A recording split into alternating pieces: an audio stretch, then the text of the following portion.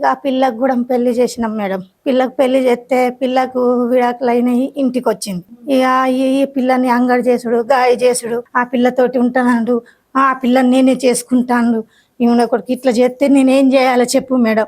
కన్న పిల్లని అట్లా చేస్తే నేనేం చేయాలో చెప్పు.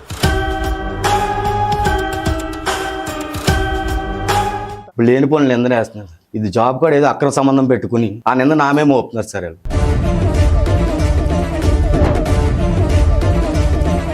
పెళ్ళైన పిల్లని హక్ చేసుకుంటే ఆ పిల్ల ఎక్కడ పడుకుంటే అక్కడనే మాట్లాడుకు నువ్వు. చిన్న పాపం ఇట్లా చెప్పి డాడీకి ఇట్లా అక్కనికి ఇట్లా చేసేది ఈ సంగతి అక్క ఏం చెప్తలేదా మమ్మీ నీ కానీ వాళ్ళు అడిగారు. నాకు పట్టుకునేదంట, ఏడ పడుకుంటే అడిగి పోయి పడుకునేదంట. ఇద్దరు ఆడపిల్లలం మేడం ఇంట్లో. మేము ఒక తమ్ముడు ఉన్నాడు. మా ముందే ఆ చెడ్డీలు వేసుకొని తిరుగుతూ ఉంటాడు, బట్టలు వేసుకోడు.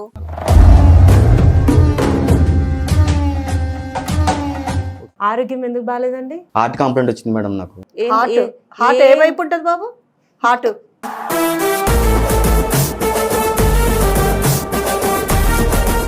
వెనక నుంచి వచ్చి కిచెన్ లో ఉన్న హగ్ చేసుకుంటాడు. లేకపోతే పడుకునేటప్పుడు ఆయనే మమ్మీ ఒక రూమ్ లో పడుకుంటారు, నేను చెల్లె తమ్ముడు ఒక రూమ్ లో పడుకుంటా. మార్నింగ్ లేచి మమ్మీ అయిన తర్వాత వచ్చి నా పక్కలో పడుకుంటాడు మేడం.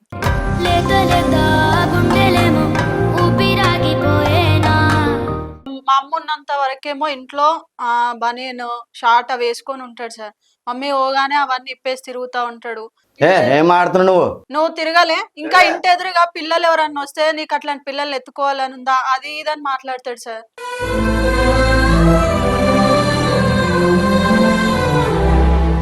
కన్న కూతురు మీద కన్నేస్తారు ఎవరైనా? అసలు మనిషివేనా? మృగంవి నువ్వు. మొగన్వి కావు. చెప్పేసుకొని కొట్టాలని అక్కడ